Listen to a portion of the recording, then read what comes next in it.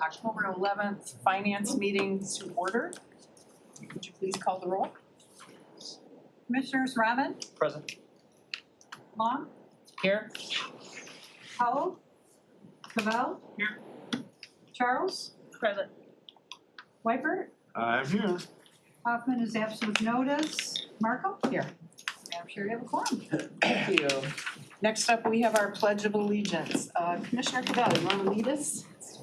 Since you're closest. I pledge allegiance to the flag of the United States of America and to the republic for which it stands, one nation, under God, indivisible, with liberty and justice for all. And Commissioner Powell is with us. Commissioner Angela's in the house. She's in the house. Okay, next item up is approval of the previous minutes dated September 20th. I'll take a motion. Commissioner Rahman, supported by Commissioner Charles. Any comments, changes? Seeing none, let's prompt the vote.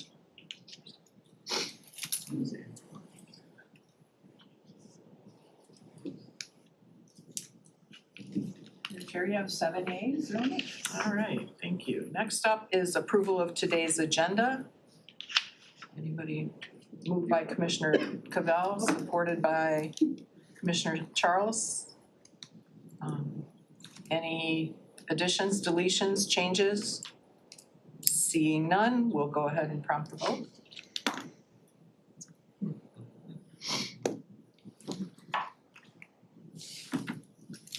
You have 7 ayes, 0 nays. Okay. All right, next item on our agenda is the public comment. Anyone from the public who wishes to address this group today, you'll have 3 minutes. Is anyone here who wishes to address the Finance Committee? Seeing no one at this time, I will close public comment and we will move on to item number 7, department recommendations. Item 7A is the 2023 apportionment of local tax rates. We're all waiting with bated breath for this. I'll take a motion. Commissioner Smith Charles. And I had a question. He has a question. Who's Commissioner Rahman? Yeah. Okay. Commissioner Charles. I just was wondering, Madam Chair, if you could just explain how things are department recommendations just versus having gone through the committee process? Someone else. Chair Markham, Michael from the BOC team. I can certainly answer that. Thank you. Yeah, so Commissioner Charles, I think your question was the difference between a department recommendation and the remaining items, the committee recommendations. Is that right? Yes. Okay, yes. So the department recommendations do come to us straight from the departments, similar to the other committees. They get the recommendations, and if they're in the other committees, like the liaison committees, EDI or LAGO, if there is a financial impact that meets a certain threshold, then those items also come to finance. So the committee recommendations have already been reviewed at committee, and now at finance, we're going to be discussing simply their financial impact, whereas the department recommendations, those departments are actually assigned to the finance committee as their liaison committee. And so this is the first time these items are being discussed at the committee level, if you will.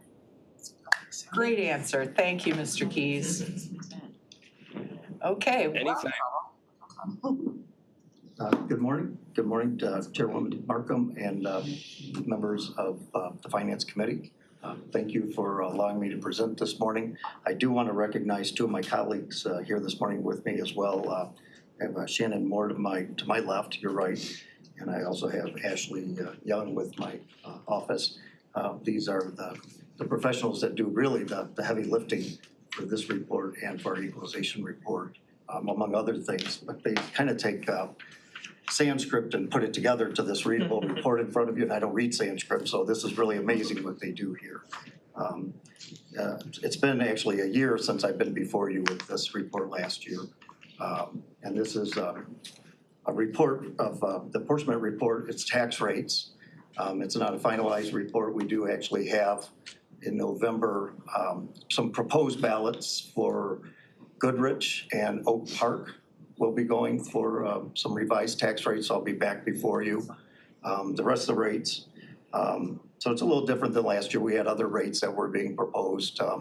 So we had other rates that were gonna be revised, but those are the only two that I know about today that'll be changing in November, and then we'll get the final report to you and get those printed off. But those are the only two I know that'll be changing. It's the Goodrich and Oak Park Schools rates.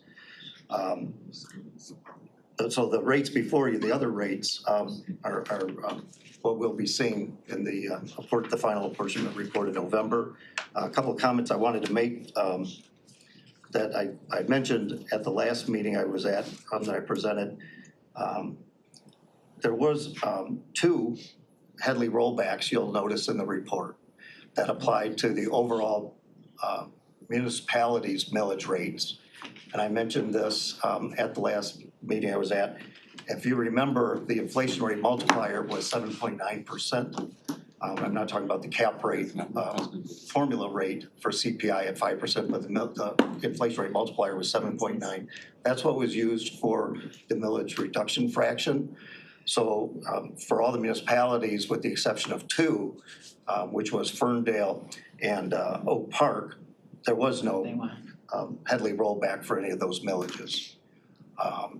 What you'll see in here is there are some Headley decreases.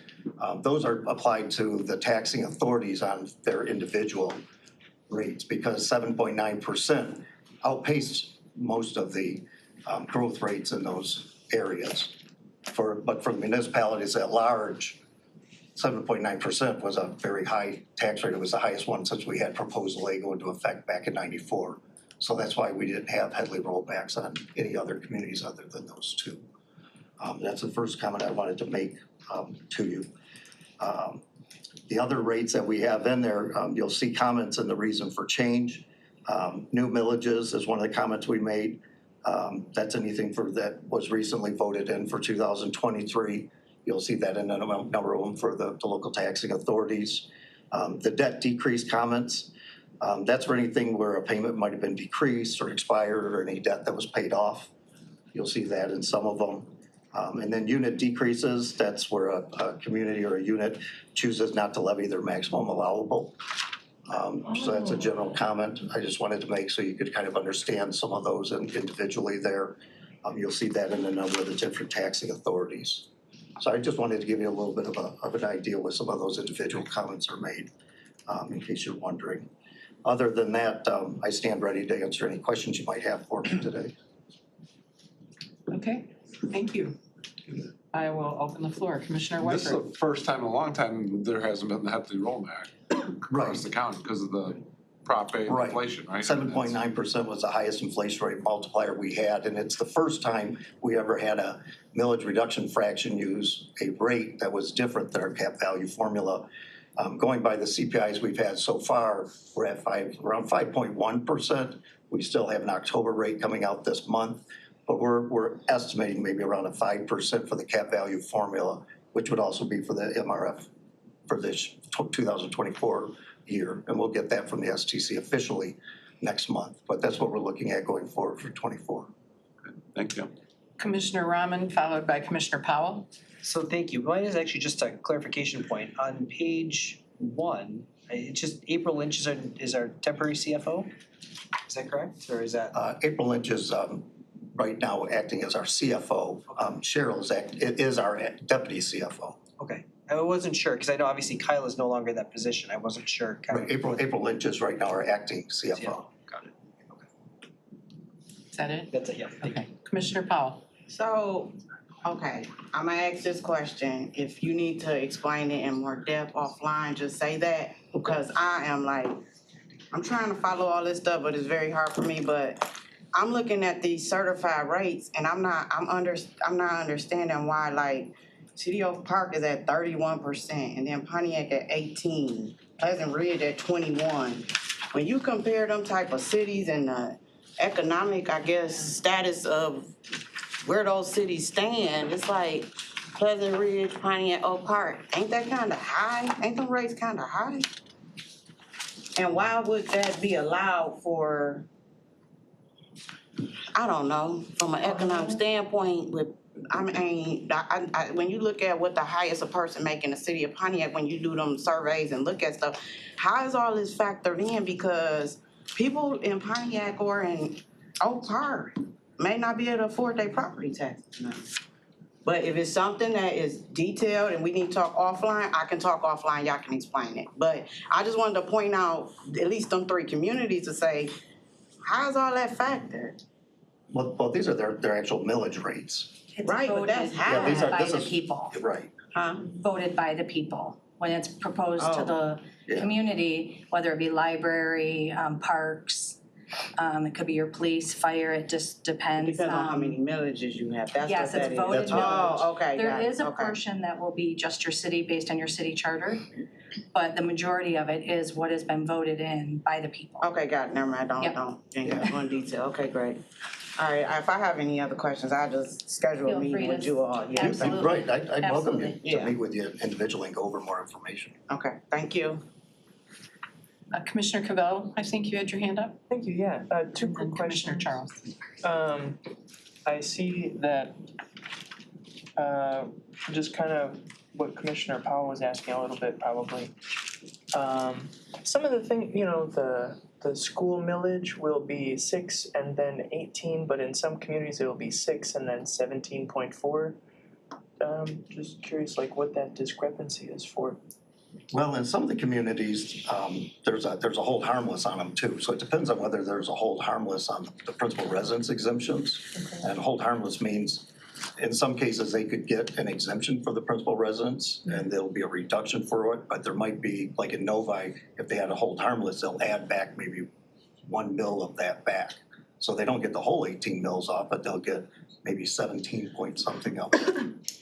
And that hold harmless is determined by That's each what community. Well, that's, Yes. yeah, what they Gotcha. determined, yeah. But Thank that 18 mils in that column for the non-PRE, there is an exemption up to 18 mils, but that gets hit by Headley rollback. So on some of them, if it says like 17.4324, it's been rolled back and that community just hasn't asked the voters to approve it back up to the 18 mils. Some school districts will go 18, some will go to 20, just so they have that cushion, so they're not going back to the voters every year to leave it at that 18 mils. But it's reduced by Headley rollback.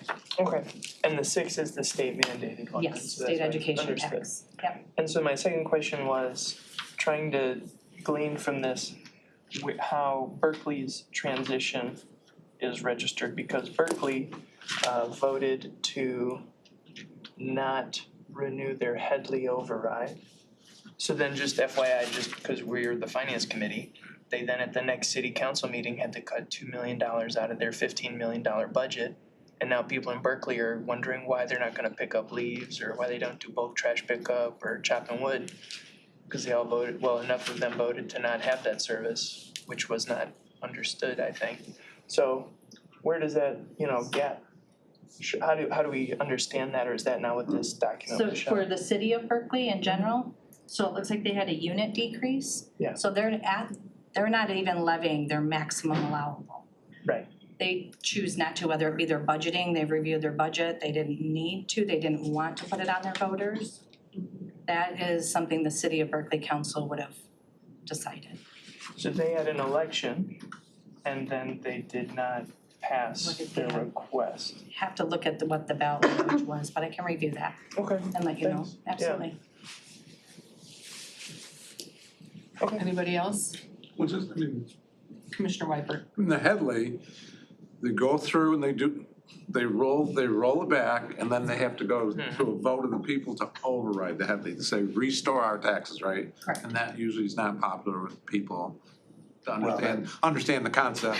Your It depends. taxes got rolled back. Surprisingly, it is a Please, lot. please put it back to where it would have been. Yeah, come on in and. Conceptually wise, people don't really They don't, always but go for that.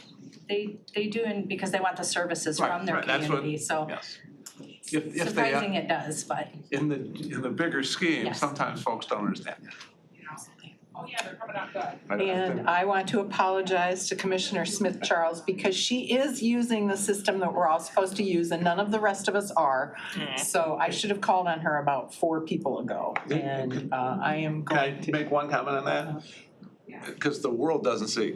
When we're in our package, the option to raise your hand and get called on is not here. So Right, you have to go You have out to and come back. leave your material and then prompt that you wanna comment and then go back to your stuff. Well, So- thank you for giving me the excuse for why I'm not running the meeting the way I should be, so. No, it's fine. You're good. It's all fun. Thank you, Madam Chair. Yes, so this is all very timely because Oak Park, they're going for an increase and a lot of the residents are like, we're already at 31%. Oh, wow. But what the mayor said, which I had to actually say that's legitimate, is their property values are much lower. Right. So, they're probably averaging, it's kind of gone up, but let's just say 170K versus a Pleasant Ridge home that I'm very, very familiar about, a $700,000 home. So again, just highlighting that, but it definitely comes from the city. My question was, because, what do they say? Politics is local, so I'm sure all of us zoomed into our local communities. And I was just noticing that Southfield has four lines under the school district, and it's, make sure I'm right here. Yeah, under schools.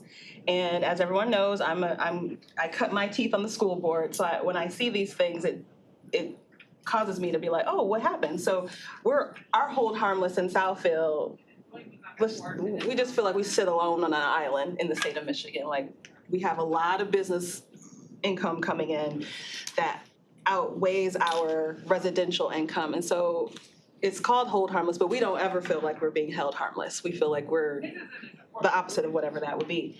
So I'm just curious, what is transfer non-PRE? Is that primary residence PRE?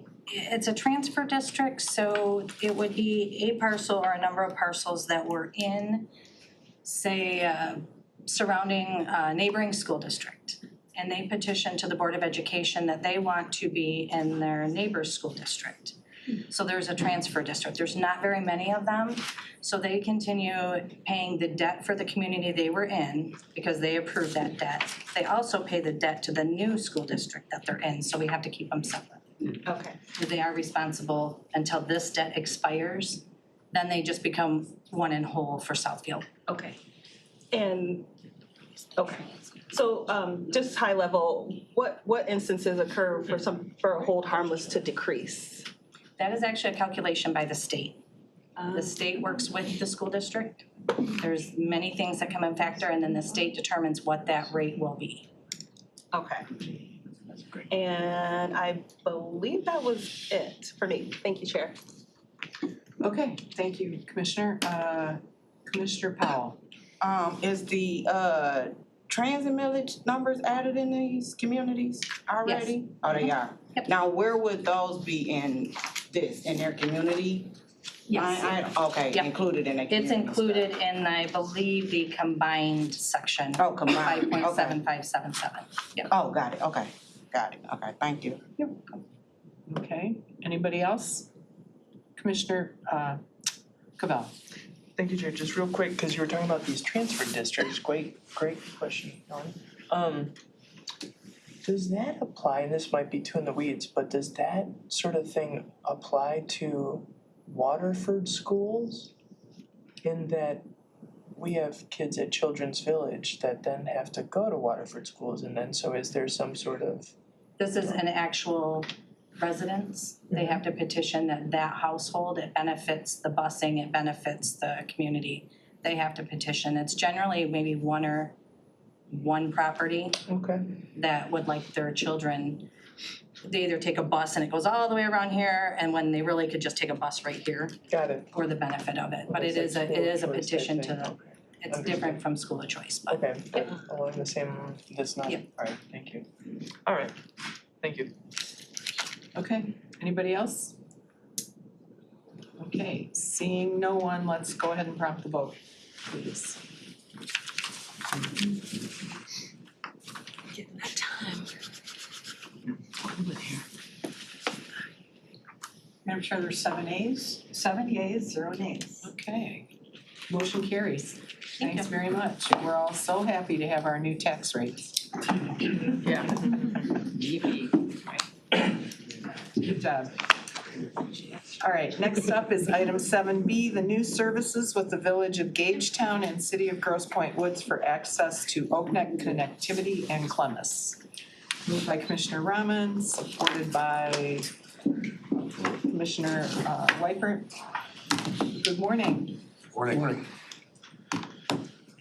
So, I guess before we begin, I have not forgotten that we need to do the IT deep dive. The chair was kind enough to give me an extra month. The plan was to co-present with Kyle, who is no longer with us. Cheryl has graciously agreed to co-present, but we need a little bit of time to try to re-coordinate, so I will be back in November.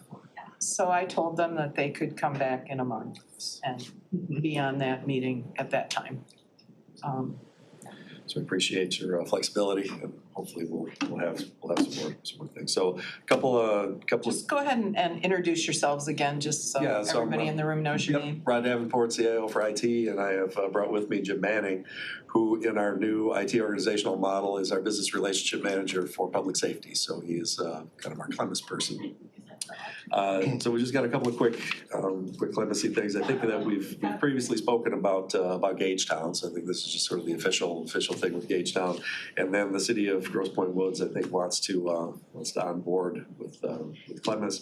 And also, the main reason that I brought Jim was last month, I know we had some functional questions about how Clemis works from a user perspective, and Mr. Manning has been kind of on the law enforcement side. So if you have any questions about how it works or what other options might be from a patrol car perspective, he's got some hands-on experience. I think he'll do a better job of answering the questions that I was not able to last month. So. Okay. Thank you. I will open it up to the floor. Anybody have anything? Commissioner Cavell? Thank you. This is about the financial side, so I think it should be easy enough.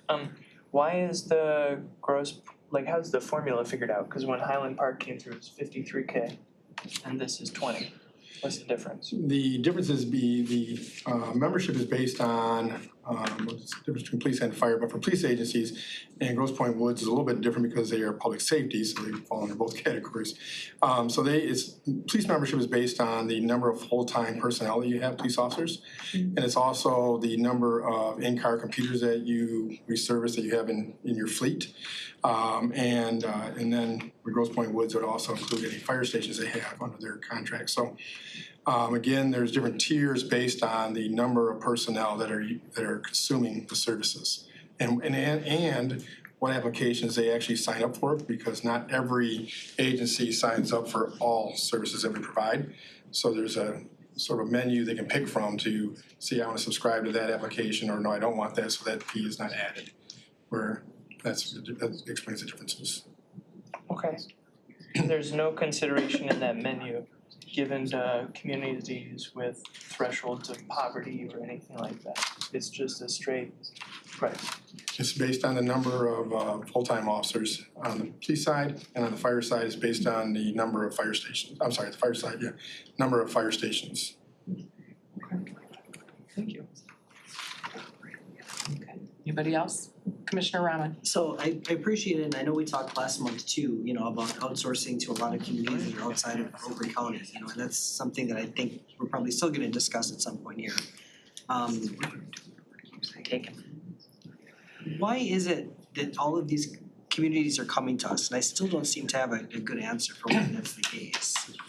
I mean, is this something that we're actually making money on? Is this something that we're doing at cost? What is the advantage to us? And is there a liability issue involved for us kind of taking on and providing services to so many jurisdictions that are well outside of our home base?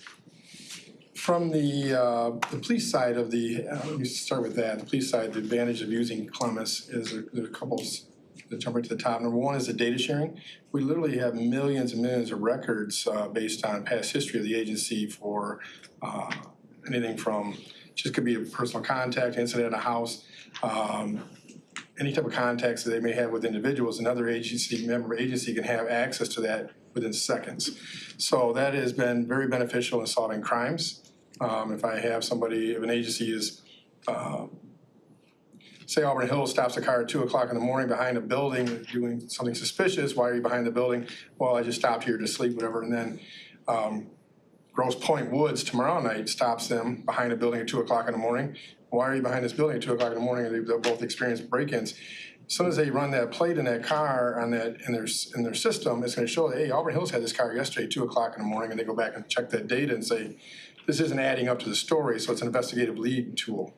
It's not all-inclusive as far as obviously, it does not show anybody guilty of anything, but it is it is meant to be an investigative tool for them to follow up on this person's information.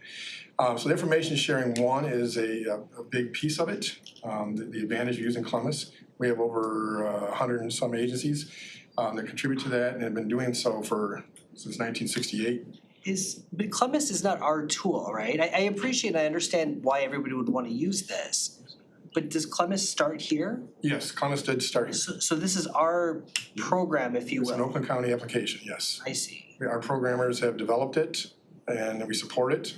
We do have some third-party add-ons to some of our applications, but the actual fundamental functions of Columbus that we provide to both the police and fire agencies were designed and developed in-house of Oakland County IT. And is that a standard, so for state of Michigan, I guess how far do we spread that? Because if we're serving Grosse Pointe Woods and somebody in the UP wants it or whoever else, do we just sort of patchwork throughout the state? Or is there sort of a standard that, Michigan State Police or whoever would be kind of our upper people would kind of subscribe to?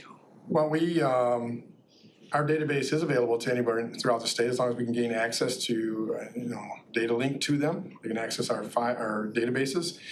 We have provided presentations and quotes to agencies all the way up in Marquette, up in Sheboygan, most recently Sheboygan, Charlevoix County, and Emmett County. So they're not signed on with us at this point, but we could provide access to them, those agencies there. There is because we are a non-profit government entity based versus a corporate agency that provides software, there is a savings to these agencies as well. I believe our customer service and our response time is much superior to a lot of other agencies, and that's just me saying that based on, and I can support that with some of our response times and how we solve and our timeliness to resolve incidents that are submitted. But so we could go statewide. We have access to share information with the state police, and they have access to some of their different posts have access to our data as well. There is a lot of data sharing going on across the state. So there's not one uniform platform. I mean, Columbus obviously I know is ours and we're sharing it, but it sounds like there's not one universal for the state of Michigan. No. The state of Michigan does offer a software very similar to ours, a database like ours, a records management system. They actually have two, interestingly enough. They have one that the state police uses, and they support that the state troopers use, and they have another one that they support that they provide to entities, CBTs, just like we do. And we've had several of our customers have come from those programs to our application. And there's no desire or drive to kind of unify everything or just make one standard? I'm just asking, maybe these are silly questions. These are great questions. But I'm not really sure, like, why do we want or need, if I was a user in a patrol car and I've got to check 3 different databases. Might as well just Google them, yeah. I mean, at that point, wouldn't it just be easier to simplify and bring everything as one? Yes, that's I would agree with that, 100%. Yes, it'd be good to do that, bring it all on one platform. I think those are questions at, political level, the county, state level, the local level, the county level, and the state level. They all have different needs, different desires, and different reasons why they operate as they do. And those sometimes put obstacles in the way of getting agreements and getting that done all on one platform. The other thing is, we at Columbus, we promote that we use certain type of hardware that we support, where other agencies want to use a different type of hardware that creates complications when you're trying to use our operating systems versus their operating systems. So all of those things, it's just like a iPhone versus an Android phone. Which one do you want to use? So those are some of the challenges to going to a platform as you mentioned. And then my last question, and circling back, what is the upside to us as a county? And what is the liability to us as a county?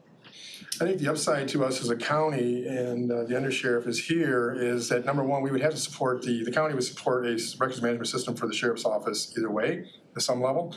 And now, and they've been doing that for many, many years since the inception of the sheriff's office. And now we have broadened it out so the sheriff's office has access to the other agencies' records, as well as many agencies that the sheriff's office provides services to, the communities that they provide contracts to, as well as communities that house prisoners at their jail. All of that information that we, the county, that Columbus provides, is all integrated. So an agency from Auburn Hills can immediately come online, fill out the documents, it's the same exact documents as the sheriff's office has. They're in the same system, they can drop the prisoner off there, it all follows through seamlessly. That's gonna be improved as we're rolling out a new jail management system in November. So the advantage to the county is, the agencies within the county that use these services, is the ability to work seamlessly together and share that information. As far as what are your Liability. I'm sorry, liabilities, yeah, and potential liabilities. Everything we do, any changes we make and any new contracts that we bring on are all reviewed by Corp Counsel. And so all of our applications and licensing all go before Corp Counsel and reviewed in that platform, as well as any of these IT agreements before we come to you. They're all reviewed by Corp Counsel. So with that said, I feel that we do the best to reduce our exposure. However, with any type of entity, there could be some exposure, and I can't explain to that. There would be somebody from the Corp Counsel to explain exactly what those risks are. But we do the best we can, working with Corp Counsel and following best practices to ensure that our software is protected, our information that we have, this criminal justice information system, nobody's criminal histories are getting out. Make sure that the agencies are signing on, that's what this IT agreement is part of, is that they're signing on to meet the same requirements that the county has set, and they're agreeing to comply with those, which are also some of the same standards that the FBI has for this data. So we do as much as we can to mitigate that risk, but with anything, I think there's gonna be some exposure, and to what degree that is, I can't speak to that at this point. But the good is outweighing the bad. Yes, I would say yes. Perfect, thank you. Thank you, Commissioner. Anybody else? Okay, seeing nobody? Madam Chair? Yes. If I could just clarify one thing, I want to point out that Grosse Pointe Woods has actually been a member since 2001. And when they came on as a member, there was a period of time administratively or through Corp Counsel, I'm not sure exactly at that time, it wasn't here. They were not signing the IT agreements at that point. And now, so there were some agencies on, and we have some more that we're trying to go back and audit and get these IT agreements in place. So I just want to point that out, that Grosse Pointe Woods has been a member since 2001, and we're just actually completing the IT agreement with it at this point. Thank you. Okay. That being said, let's prompt the vote.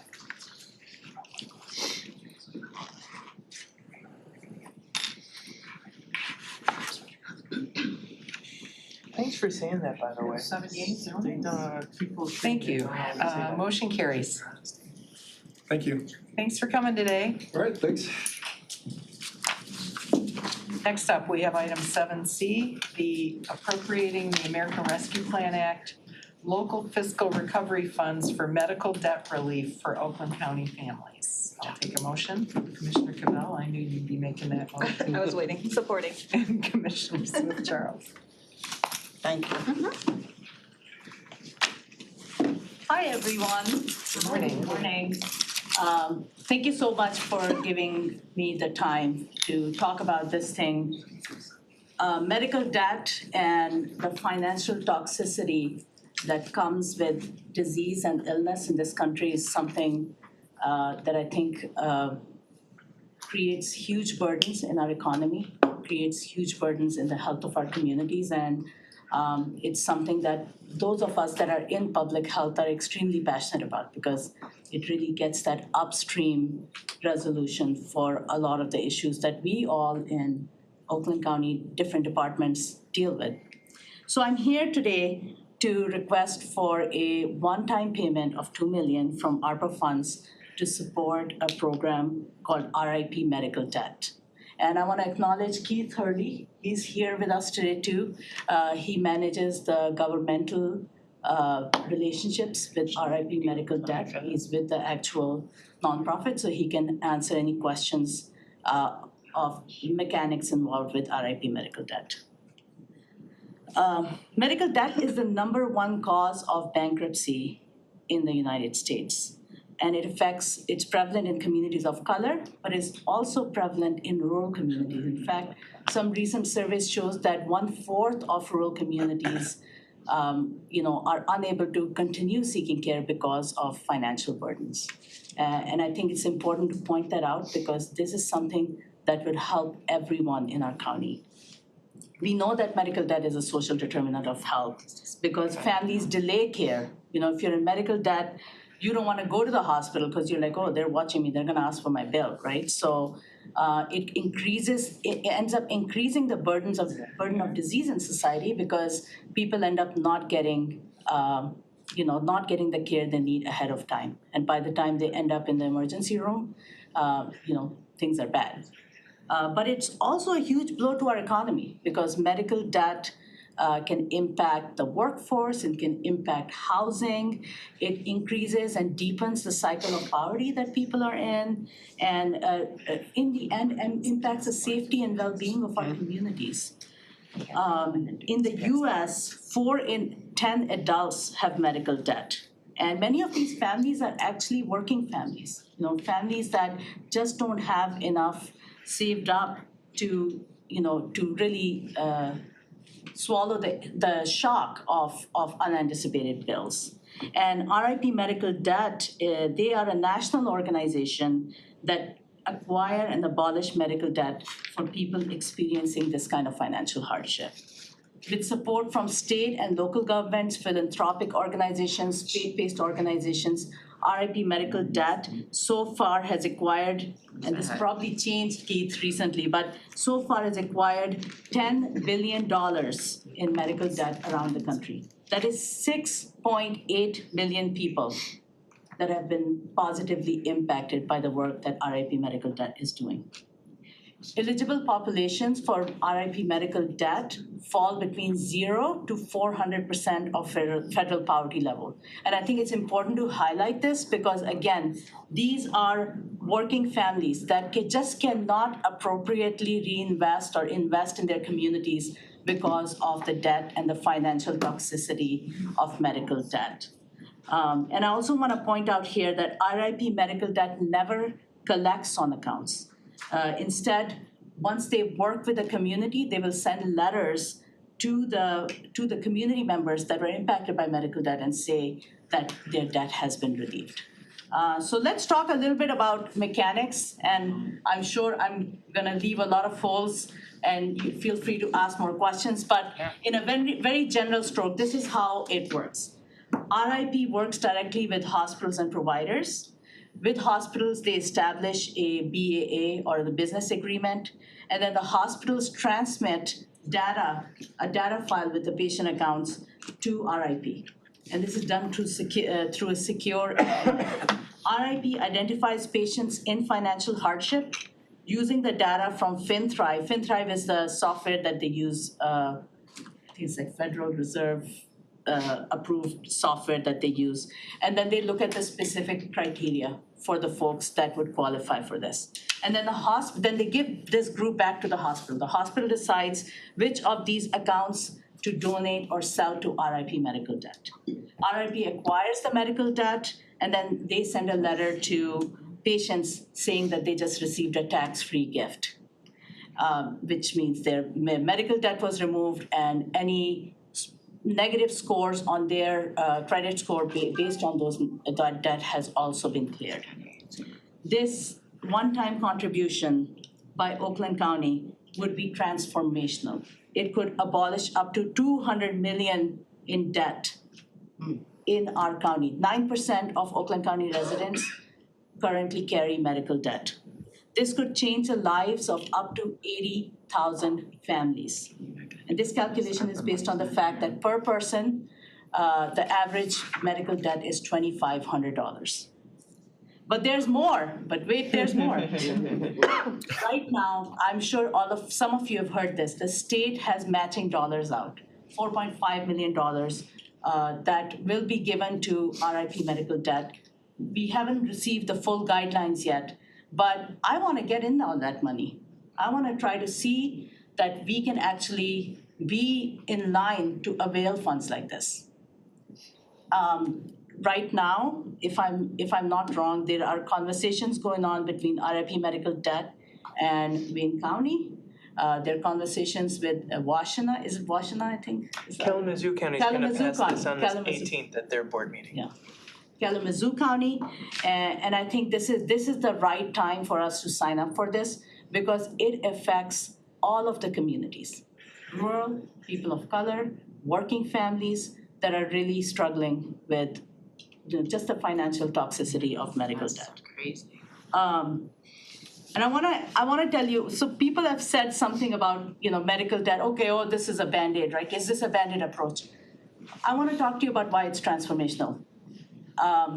When I in my previous agency I used to work, there was a girl that once showed up at my office and she wanted to sell her car and put her house up because her father had gotten ill very unexpectedly, was in the hospital, and he died.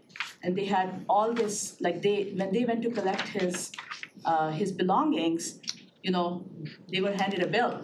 They were like, this is what, and she said, I think I need to sell my car and put my house up so that I can pay this bill because then I won't be able to go to school, medical debt and credit score will impact my ability to own a house. This person is on the verge of being homeless, okay? We were able to work with the state and some philanthropic partners to help relieve the financial stress she was in. And this girl, she was, the week her dad passed away, she was gonna take the MCATs. She obviously didn't do that. But the following year, she took her exams again, this time to become a dentist. She's a dentist today in our community. And you know what? Of these 80,000 people that we're gonna help, if even 1/4, actually 500 of them can end up being care providers, we will make a transformational impact on our county. And I think that's what we need to look at when we think about whether these funds are transformational. And I'll leave a quote with you. This is from somebody who was positively impacted by medical debt. She said, "Being disabled since age of 32 has taken a tremendous toll on my life and emotional well-being. The abolishment of my medical debt out of so many people is such a comfort and a relief." So with that, I'm gonna open up for questions. And Keith, he's here. Keith's been really wonderful. And I wanna also acknowledge Commissioner Cavell because he really has been a champion in this work and has really helped bring this forward to us. Okay, thank you for that. Let's start with Commissioner Long, followed by Commissioner Powell. All right, thank you. You answered a couple. So the marketing, the way this is going to be marketed is through Oakland County hospitals only. Is that correct? Marketing? So people will know this is available. So Yeah. how is this gonna be marketed so people know? Just through the hospital or? So the way it works, and maybe Kate, do you wanna talk about? Sure, yes, Commissioner, very good question.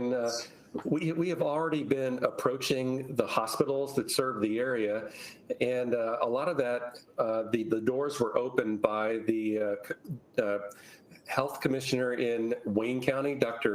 El Sayed. So we've already talked with Henry Ford. We had a conversation with Detroit Medical Center this morning. We've talked to Trinity Health, to Garden City, others that serve the area. And so we're starting to get a good sense of their level of interest in participating in this program. So we have a bit of a head start, which is a good thing. And so far, nobody has said no. And we're looking forward to getting them to a yes. Okay, so but basically, I guess I'm just saying if you're a patient or, so it's basically going to be through the hospital though? It won't be anything, or will it be something on our website? Like if you have medical bills, you could have medical bills other than hospital bills. That's not what this is. Okay, so Who should take that? Keith, take it. Keith, take it. Keith, Wait, Keith doesn't get it. So what it is, There's no way for an individual to actually apply for medical debt relief.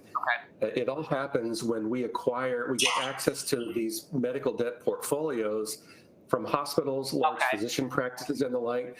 And a number of the hospitals have physician practices that they own, and they handle the billing for those groups as well. And so they send us data for those physician practices as well. So that's how it works. And we pick up both the hospital side and the professional side of these bills. So the only communication that people that get relief receives is a letter from RIP that says we've been able to acquire this medical debt, this account number, this provider, using funds generously provided by Oakland County, and you should consider this medical bill paid in full. It is a tax-free event to you as an individual because it's been done as a gift, but from a disinterested third party. And we also include some FAQs so people understand who we are and this is a real transaction. Keep a copy of the letter because if there's any future conversation about this medical bill, it's been resolved. The hospital no longer owns it. It's been canceled. So that's the way it works. Okay, good, thank you, that helped. And then is there a cap on how much would be provided for that individual? Another good question. Cap a dollar amount, a cap of a dollar amount. There is no cap. So we have acquired accounts of $500,000. And again, we pay less than a penny on the dollar for those accounts. And that's based on the market pricing of medical debt portfolios when they age. So these are accounts that are still outstanding after 18 months of trying to collect on them. And so we take accounts that are anywhere from 18 months to 10 years old. And so the average pricing is under a penny on the dollar. And that's what makes the leverage of these funds so significant. Okay, and then one more, so we're using the ARPA funds of the 2 million, is it, right now? Yeah. What will we do after the ARPA funds are gone? Where will this program go? Or will it stop, or will it continue, or are we gonna be asked for another 2 million, or what is your? Good question. What some communities, some jurisdictions are thinking about is encouraging private philanthropic donations to start building a campaign from private fundraising so first we do a big cleanup of medical debt that's outstanding. And then 6 months from now, a year from now, private dollars can step in and we have a smaller amount outstanding at that point. And so it can be an ongoing kind of thing for residents of the county. Okay, thank you. And they're very widely supported from the philanthropic world. So I think that this would take a big chunk upfront, and then they could continue to manage. And we could talk about it too, but I think they have the capacity to continue to manage what's left. Okay, thank you. I also want to mention that we will, once we have, once we have figured out that we're doing this, we will be doing press on our end too. Okay. Right? So we want to make sure that people, when they receive that letter, don't think it's a scam. So we will do on our part, make sure that they know. Yeah, that's a good point. Yeah, if I could mention just a couple quick things. We have 5 counties in Michigan that have expressed interest. Oakland is number 1. Then we have Wayne, Kalamazoo, Kent, and also Ingham. And just this week, the city of Flint reached out to RIP independently and started asking questions about this program as well. I had a long conversation with a state official yesterday talking about the $4.5 million in matching funds and how it would work to make that available to local government. And there are a couple of big questions. One is, will the state basically be a fiscal agent, just basically passing those funds to counties via RIP, or will it want more of a hands-on programmatic project management role? That's undecided. And then another question is what's the formula for allocating these funds across jurisdictions that have interest? So those are still open questions, and we're looking for the most equitable way of doing all of that, but that's still in discussion at the state level with the State Department of Health and Human Services. Okay, thank you. Okay, next Commissioner Powell, followed by Commissioner Rahman. Once this is all set up and ready to go, you named 3 hospitals, but in Oakland County, you know, we have other hospitals and one big one was Beaumont. I didn't hear if they was a part of it. Are we thinking of trying to go after these other hospitals here? And what does that look like? That's my first question. And then from a data standpoint, will reports come back to us where it let us know, at least by district? Regional, I don't care how y'all broke the district down, but will we be able to have statistical data that tell us either how many families, how much money was, settled in this community? Like, will we be able to have that type of data, a breakdown, once this concludes? Those are my 2 questions. So I can start and I'll hand it to Keith.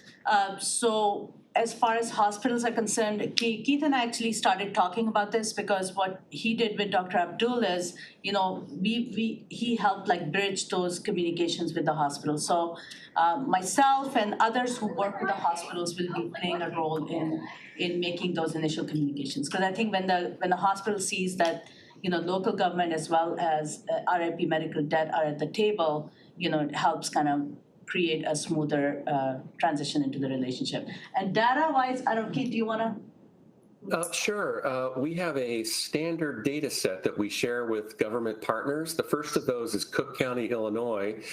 And so we've already canceled about $250 million of medical debt for about 158,000 residents of Cook County. And we shared data back with the county, number of people that we're helping, families by zip code, by race, ethnicity, by age group, by federal poverty level. So it's really, it gets into the demographics of who we're helping and where they live and the like, plus the amount of medical debt that's been canceled. We don't share the names of the hospitals to which this medical debt was owed, but we do share a lot of information about the demographics of who we've helped. And you're exactly right. Yeah, Beaumont, we have started conversations with them. They're now Corewell, so they went through a merger with Spectrum. And so they've been pretty busy with pulling those 2 health systems together into one. But yeah, we've started talking with them, and with with Oakland County's help, we're hoping we can have more of those productive conversations. Okay, thank you. Okay, Commissioner Rahman. Thank you, Madam Chair. Medea and Keith, thank you both for the presentation. I think it was really good and a lot of good information. It answered a lot of my questions that I think we have kicked around previously as well. A few clarification points. I've seen 2 different statistics. Are we buying the debt for 10 cents on the dollar or 1 cent on the dollar? Because I'm trying to understand how we're leveraging and what the multiple is. Is it a 10x or 100x? It is under 1 cent on the dollar. Actually, it works out to generally like 60 to 80 basis points. So that's like 60% of 1% or 80% of 1%. So that's the fair market value pricing of medical debt portfolios out there on the secondary market. There actually is a secondary market for this medical debt. There are commercial debt buyers that will go to hospitals and offer to purchase portfolios and then collect on them to try to make money. We offer the same pricing, but we do no collecting at all. We just cancel the accounts. So there is a market price that's out there. Sure. No, thank you for that clarification. That was one thing that Medea and I had talked about as well, so I appreciate that. And then in terms of taking on the debt, is this exclusively through hospital-based debt? Because you mentioned practitioners and providers as well. There's obviously physician groups, and being in that space, I want to be just very clear about that too, that there's no conflict of interest. Who are we talking about when it comes to relieving this debt, and who's actually holding this debt right now? Well, we will work with any healthcare provider that wants to work with us.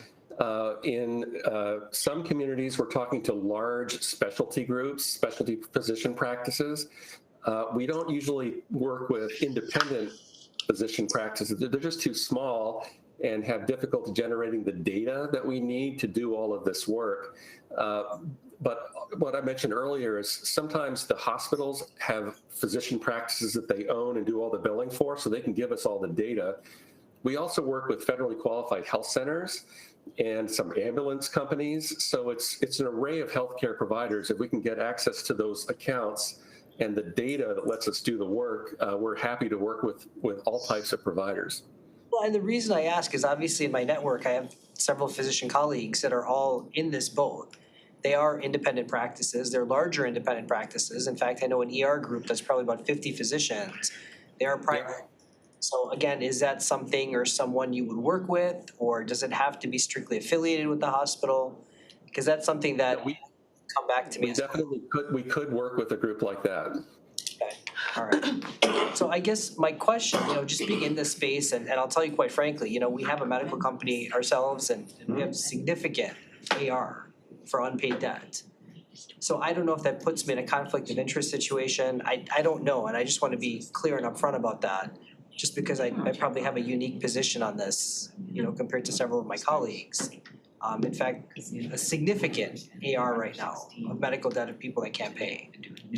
So I'm not sure kind of where that falls, or if that's kind of a moral question, or how I weigh in on this, or do I abstain from the vote? I'm not sure. Chair Markham, this is Michael with the BOC team. I think I could shed a little light on Commissioner Rahman's request. Okay, Commissioner Rahman, just to let you know, from the staff perspective, we can certainly work with you from now into full board to get an opinion from Corp Counsel to reassure you that either you can vote or that there is a need to abstain. Simply today, this will be a recommendation to full board to make a decision, so you wouldn't need to abstain today. Obviously, you can do whatever you feel comfortable with, but I just want to assure you that as staff, I can connect with you after this meeting to work with Corp Counsel to get you a formal opinion on if there's any need to do that at the full board meeting. Okay, so today, to recap what you're saying, we're just voting to forward to full board. That's all we're doing today. Correct. And again, like Keith had mentioned, the size of the smaller practices, I don't know how big your practice is not are not ones that RIP Medical Debt is working with right now. They're usually working with larger practices because that data has to be generated. Sure. And if not even my practice, I have several colleagues, right, that are part of bigger practices too. So that's why I just want to be careful, not personally, but just professionally that I'm doing the right thing here. So, but in theory, I agree with it. I think leveraging these $2 million of ARPA makes a lot of sense. Because if we can take that 2 million and turn it into 20 million or 200 million, I mean, what better way to use those ARPA funds? I mean, I think this is exactly what it's And created providers are not just selling them, right? They're also donating those debts to RIP Medical Debt. So I just want to put that out there too, that if there was a conflict, I mean, that's definitely something that could be approached on the. Sure. Yeah, we do have examples where hospitals have donated medical debt to us, and then we do the debt cancellation that way. And the way we work with our government partners is we only ask for funding if we need the dollars to actually carry out a transaction. So if all the hospitals decide to donate the medical debt, we won't need that 2 million and we won't ask for it. It's only the funds needed to actually acquire the medical debt and then cancel it.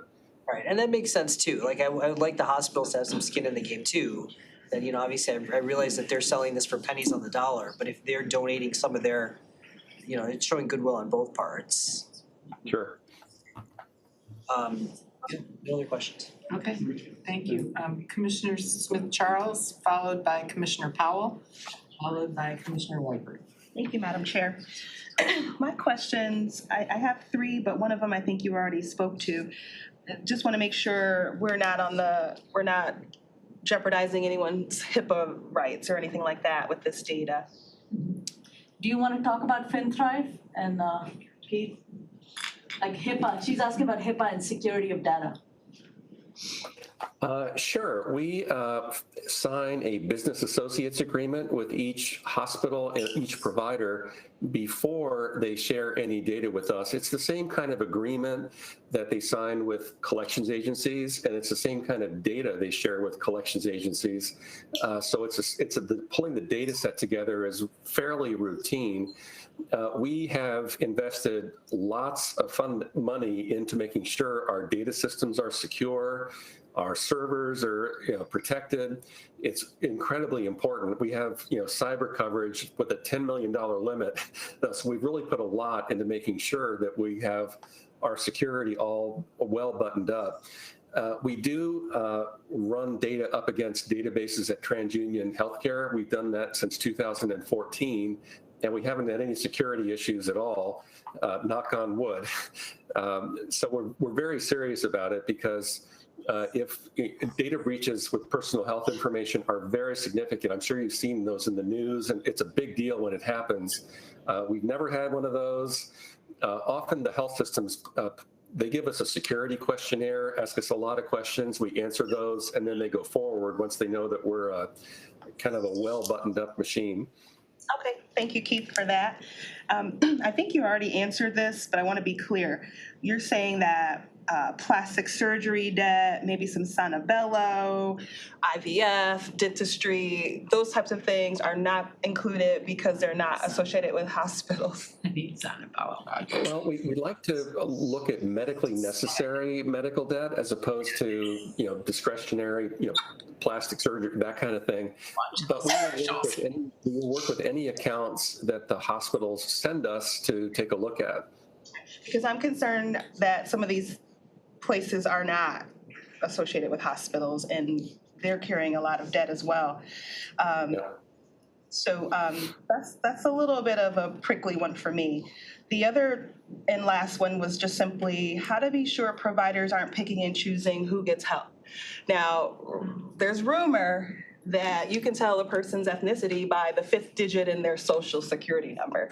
Not saying that I know that to be true, but that's just like folklore. But every Black person I've asked definitely has an even number at that 5th digit. Just saying. Oh, really? But I mean, again, I haven't tested this, it's just rumor. But my question is, there's ways where people can filter out who they are without us knowing. And I just need to be crystal clear that we are not allowing the provider to pick and choose who gets help. I just want to remind here as well that the folks that qualify for this are under 400% of federal poverty level as well. And I understand you're saying like this is more of a racial, discrimination, but I will say that, if you look at people that are under 400 of FPL and you're looking at the region that we're serving, Could you tell me what that is in just regular speak? What's 400 of the poverty line? Thank you, Charlie, for educating me Like on this. 22,000 a year? It's 400 FPL is the ceiling, and that is for a family of 4, it's like a little over 100,000 a year. So that means anyone under 100,000, but a family of 4. Right, family of 4. Household income. What about just two adults in a house? I don't know how would that. But we could get back to that. I actually have the number. It's $78,880 is four times the federal poverty level, so 400% of federal poverty Okay. for a household of 2. So that's really a good broad swath of the population. Thank you, Ms. Chair. I'm all set. Okay. Next up is Angela Powell. Okay, so you kind of answered, because one of my questions was the 400% poverty. How's this tracker determined, and if it's used by our census tracts? I don't know, so we got that because that's a higher ceiling amount. Thank you for that clarity. I also want to thank Commissioner Cavell, because I remember when he called me about this, and I thought it was an amazing thing. So thank you so much. And then my last is, so with that state funding thing, the 4.5, is that like what they've set aside for us to go after? Or is it that we want to jump in the pool to be able to ask for more above the 4.5? 4.5 is what they've set aside at batch, and I talked to, can Keith see me here? Am I looking crazy on the camera? Okay, sorry. I don't know where you are, Keith, somewhere in this room. So I talked recently with Keith, and I don't know, Keith, if there's been any updates, but no guidelines had been released yet on, basically this money will go to RIP medical debt, and they will give them guidelines on how to issue out the matches. So I think that's right. That's exactly right. And what I learned yesterday is the 4.5 is only year 1. It's not impossible that there'll be a year 2 of a similar amount or even more. And Commissioner Cavell had a lot to do with having this funding appropriated at the state level in the first place. So I want to thank him for that work. Charlie, bleeding heart liberal that he is. Actually, good stuff. Okay, is that it, Commissioner Powell? Oh, yes, ma'am. Commissioner Whiteford? Do some hospitals do both, donate and sell? Yes, Okay. yes. They package it different ways? Yeah, because if you donate, there's also benefits to that, right? That's Like what I you was thinking, can, yeah. so some hospitals might think about, and I mean, depends on what the hospital's priorities in that year. So that means 2 million, right now we're looking at 200 million, right? But that could be a much bigger effect if more hospitals in the region decide to donate. Keith, I hope I got that right. You did, and some hospitals decide to donate the very old accounts because the pricing is only 3 basis points for accounts that are like 8, 9, 10 plus years old. That's 3% of 1%. So it's almost nothing, but that is the secondary market, fair market value of accounts. But to the individual who's having that debt relieved, it's a huge number, could be. Yeah. Exactly. These could be $100,000 bill accounts or more that they've been fretting over for years. Okay, and then Commissioner Rahman? So I wanted to touch on something Commissioner Smith Charles had brought up, and maybe I didn't realize this. When we're talking 400% of poverty, the number translates to 100,000. Did I hear that correctly? For a family of 4. Family of 4. Yeah, household income. So, and again, I don't know, maybe we can agree to disagree. That seems like a pretty high threshold to me. I mean, again, I don't know, at $100,000, I can tell you this because I've had patients that have actually told me, hey, look, I'm not gonna pay this bill, what are you gonna do about it? That had the ability to pay it. And again, I could keep you here all day telling you stories about where I think this problem lies and how we ended up in this situation, and I won't waste everybody's time with it. But to me, I think $100,000 is a pretty high bar to set for a family of 4. I mean, I have a family of 4. My wife and 2 kids. We're a family of 4. But what's the difference here is, and again, Keith, please chime in, but the difference here is that these are medical debts that have gone to collections. I could be in a family of 4 with 100,000, but I would, if I have the ability to not let my debt go to collections, I would, right? You're talking about people who are like, I'm not gonna pay my bill. No, but there's people that have the ability and won't. So I want to be very careful. And I can tell you from my personal experiences, we actually have patients that came in for multiple services, have incurred debt with our company, and have turned around and said, send it to collections and sue me. Yeah, And we know, because again, through the collection agencies, that they have the means to pay. So then it becomes this battle, do we want to take them to court? How much do we want to fight them? Right, So they know you're not. I'll be honest with you, I mean, that 100,000, again, I'm not taking away what I said earlier, I think this is a phenomenal program. But I would really want to investigate what this 400% limit is and how closely we're gonna ensure that these are truly medical need. Just because you send it to collections doesn't mean that you don't have the ability to pay, right? I think people that have the ability to pay that are morally of a certain fiber will pay it. But then there are also people that, and I'm not saying this is everybody, because clearly there is a medical need for people who can't afford it. Yeah. But then how do we distinguish between those that are truly deserving of this, gift, if you will, and those? Correct. Well, I think maybe Keith can talk about the successes that they've had in other states, because think about this, we want to make sure we're addressing the needs of working families as well. There are families that are they're trying to make it, and they can't. So. And please know I agree with all of this, and Charlie, to you, I support you and the effort 100%.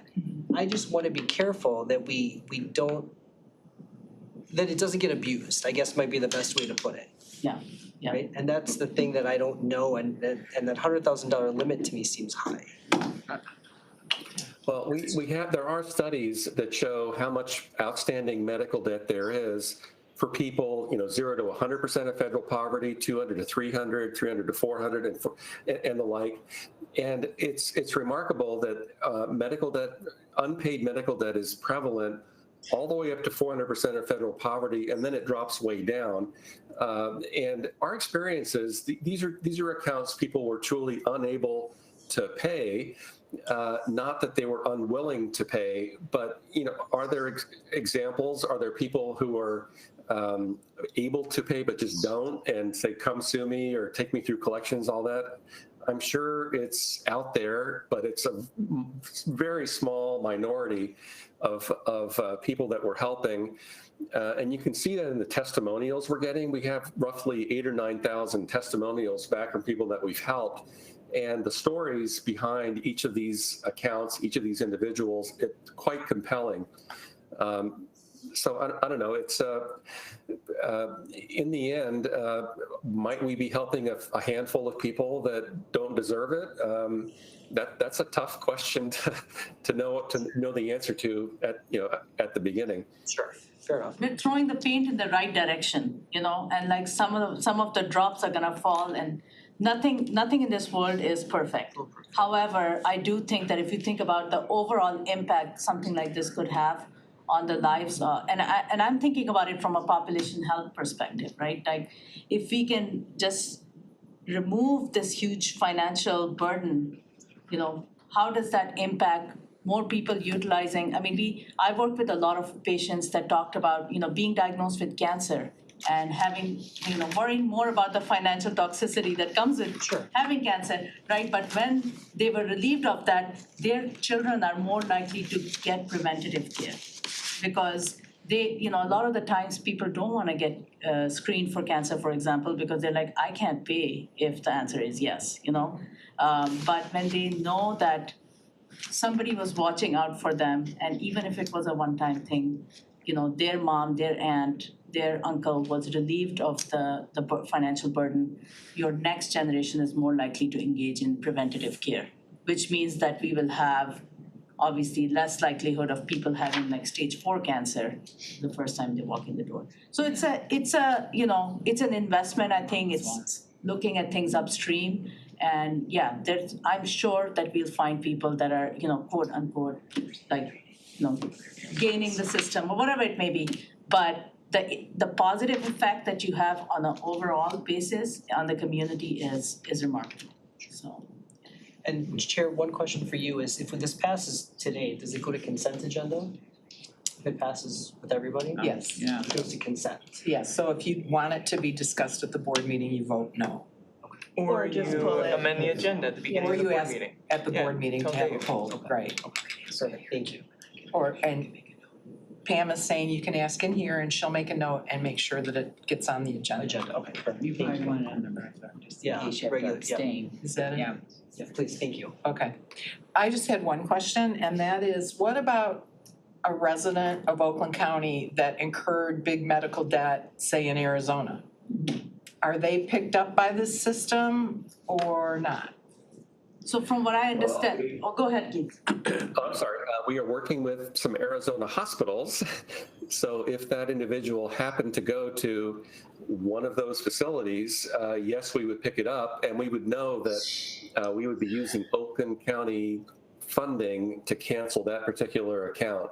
So we have the ability to track all the data that way. Good, thank you. That is all that I have. Is there anybody else that has any more questions? Okay, then let's prompt the vote.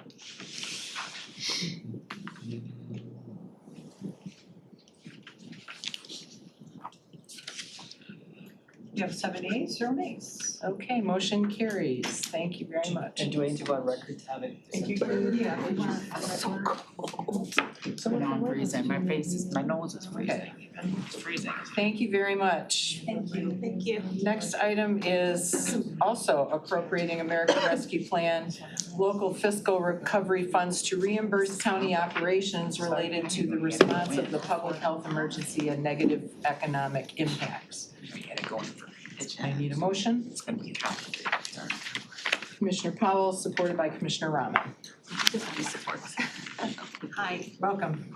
I'm sorry that I have to follow that act. Lydia is very good at her presentations. Couple things I do wanna clear up though, I am the interim deputy CFO. So April and Sean and some of the other deputies are just kind of supporting. Basically, so April is not the acting CFO. So basically, I'm doing most of the financial decisions. Okay, just to clear that up. She's in charge of the money. I'm in charge of the money. Well, you guys are in charge of the money. I'm just bringing you stuff. So I'm just presenting the item for $17 million from the American Rescue Act to support the payroll for the healthcare services. 17 million for this last fiscal year, which will go back through prior to September 30, and then 17 million for fiscal year 23, which will be used this time. And what it'll do is it'll support payroll that we've done in healthcare, and then those funds will be available to be appropriated and used on other things.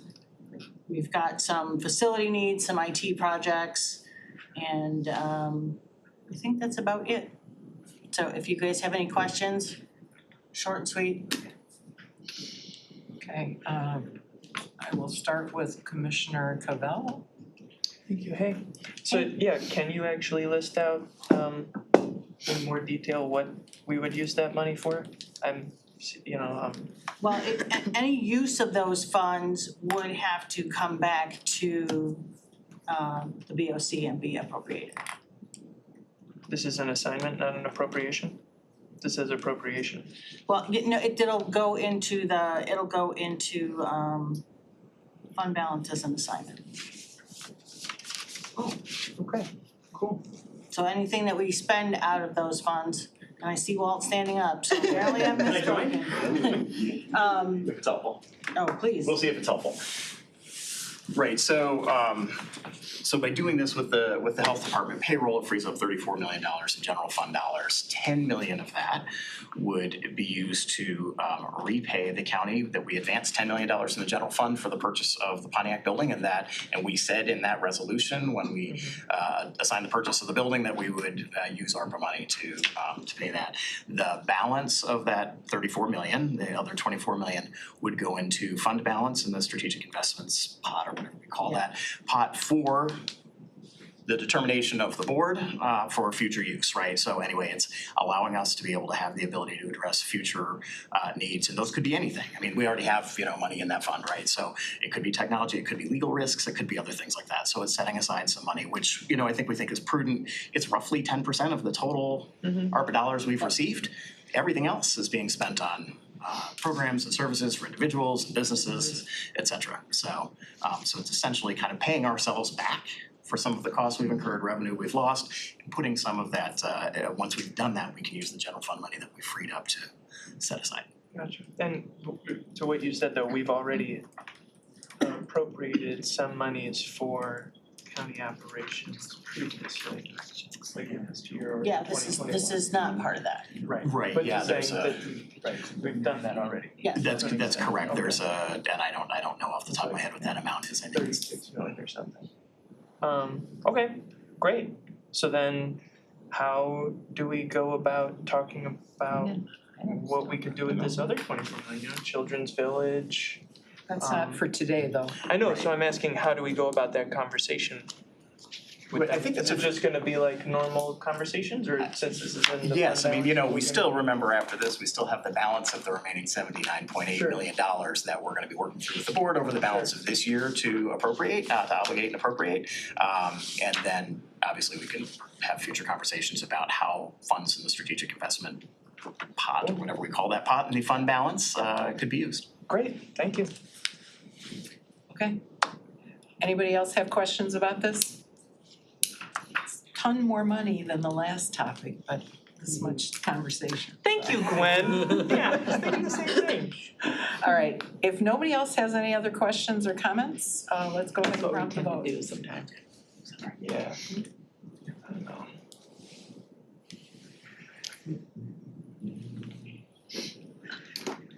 And these are all allowable expenditures under ARPA. Yeah, it's all been vetted through Guidehouse and. We actually advanced the money by paying through the pandemic And now ARPA is reimbursing us Which frees for up the those general fund expenses, dollars. which Yeah. allows us to put it back into our Yeah, the health budget. department is definitely an appropriate use of the funds, and as I said, the Guidehouse has vetted all of this already. Right, okay. All right, Madam Chair, you have 6 yeas, 1 nay. okay, thank you. Motion carries. Thank you very much, appreciate it. I just need a little time. Thank you. Okay. Just a little time. Okay. Okay, next up, we have item under the departmentals now. Public Health and Safety Committee recommendations. Item 8A, joint operating agreement between Oakland County and Macomb County for medical examiner services. Hi. Good morning. I'll move it. Moved by Commissioner Weipert, supported by Commissioner Smith Charles. Hi, Kaz Mark with the Oakland County Medical Examiner's Office. Macomb County previously contracted with Dr. Spitz Group. He resigned from that contract, submitted his resignation for that contract.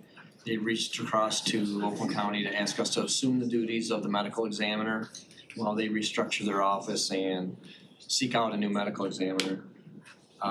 We anticipate, based upon their statistics, bringing in 55 additional cases into our office for autopsy and examination.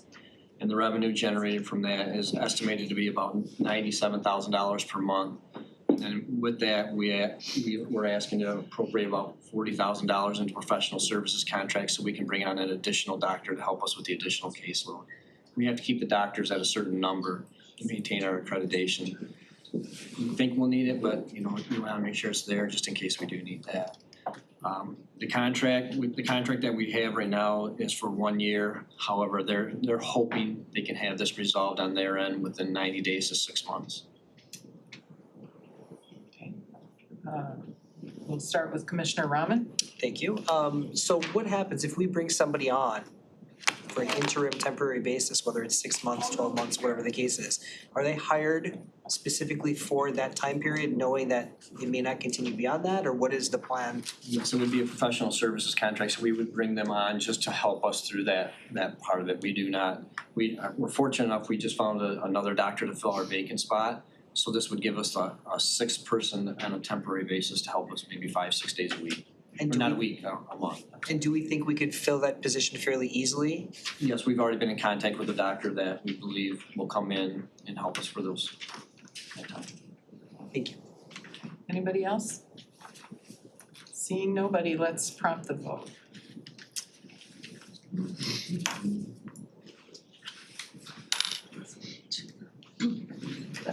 Seven yeas, 0 nays. Okay, motion carries. Thanks very much. Next up, item 8B, acceptance from the Michigan Department of Health and Human Services for the fiscal year 2024 Raise the Age program. Moved by Commissioner Weipert, supported by Commissioner Powell. Good morning. Good morning. Hi, everyone. I'm Chris Bujak, manager of the court business operations for Circuit and for probate.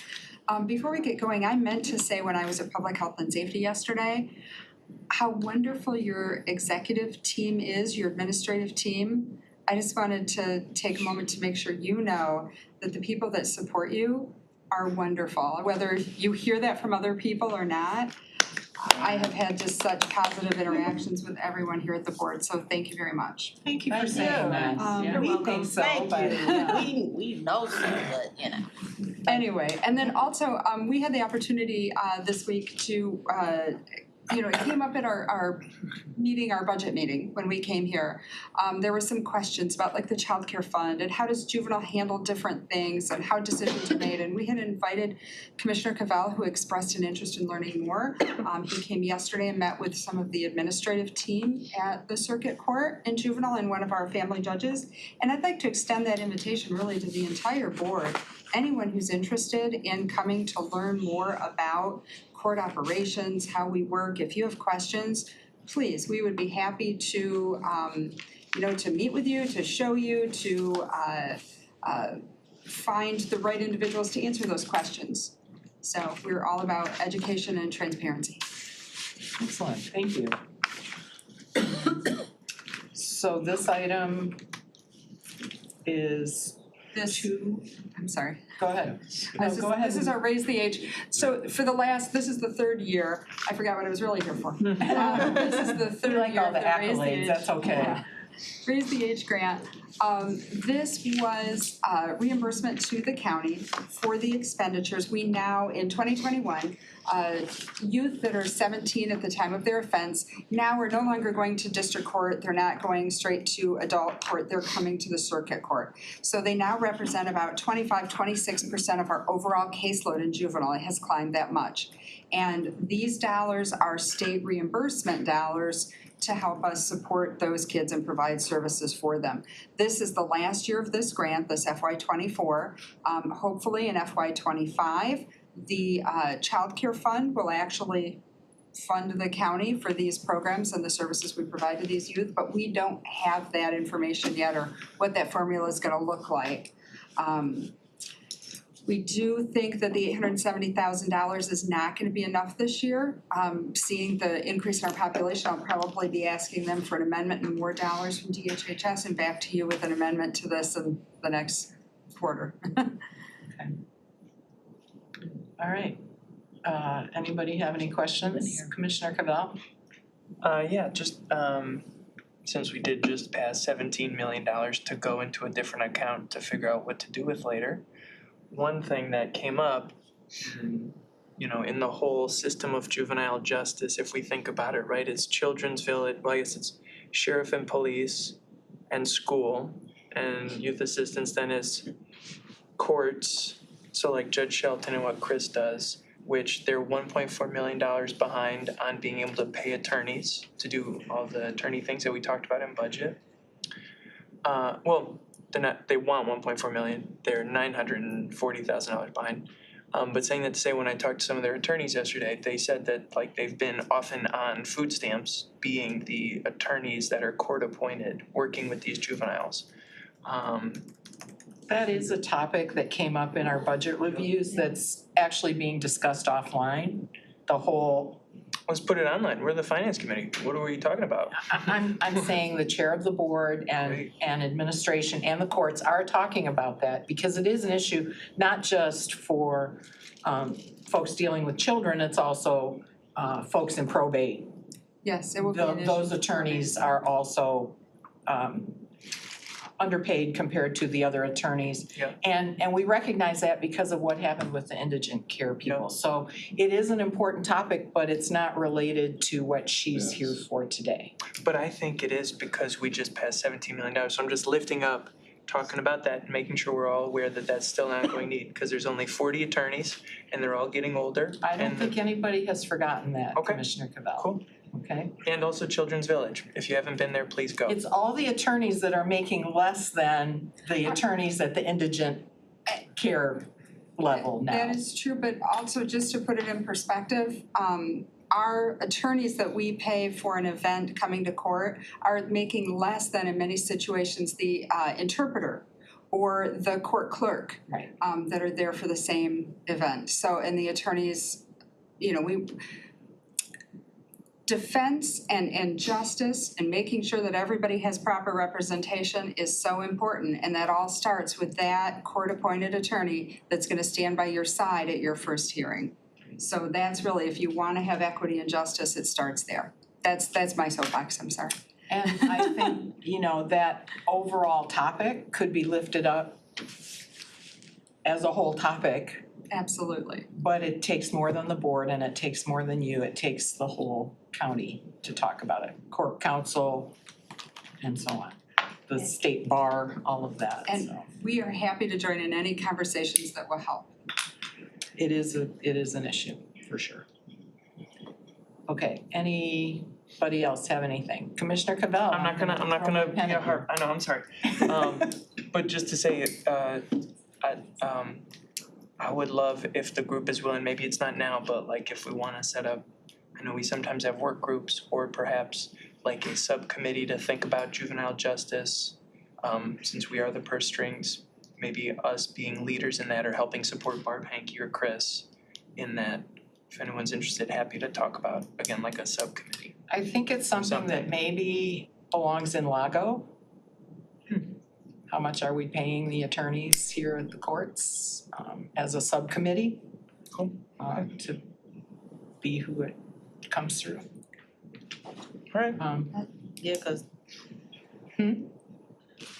Commissioner Powell? I was gonna say that's kind of true because anything dealing under the human resources or dealing with pay and all that all goes before LAGO, right? Yeah, so that is a, Oh, I'm not saying just paying appointed attorneys, I'm saying like. no, looking she's at saying to set system. to even set it up, to even your task force or committee to explore that.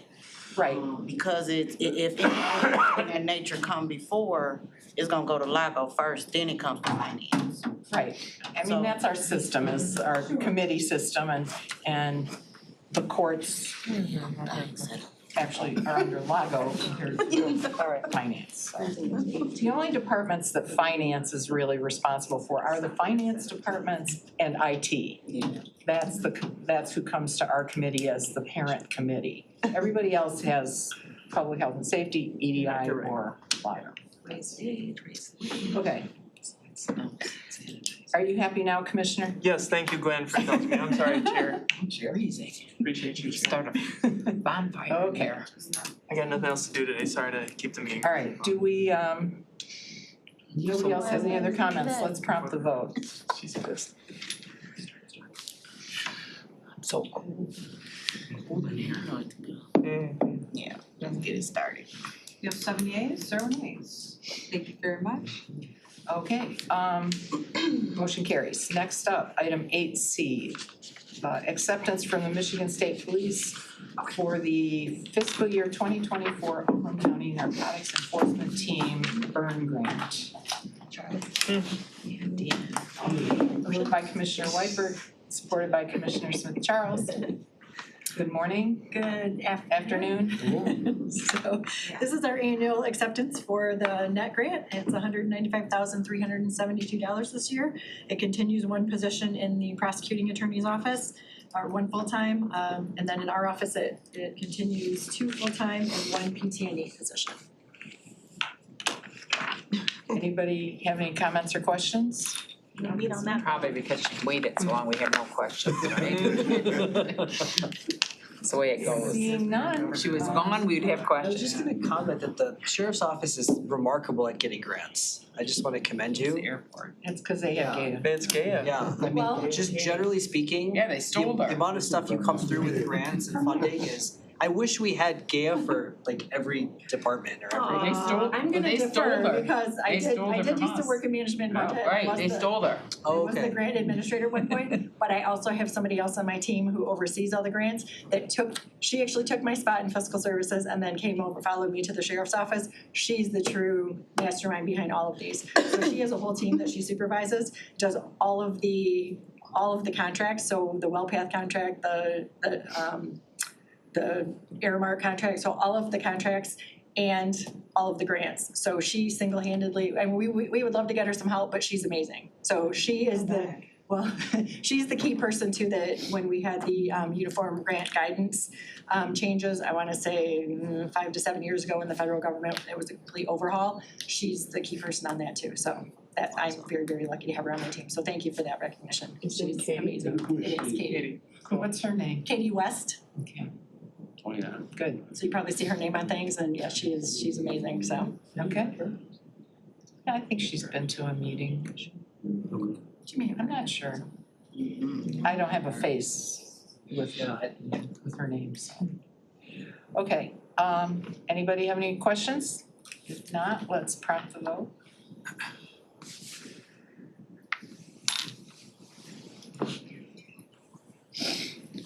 Seven yeas, 0 nays. Okay. Next is item 8D, acceptance from the U.S. Department of Justice for the fiscal year 2023 DNA Capacity Enhancement and Backlog Reduction CEBR program.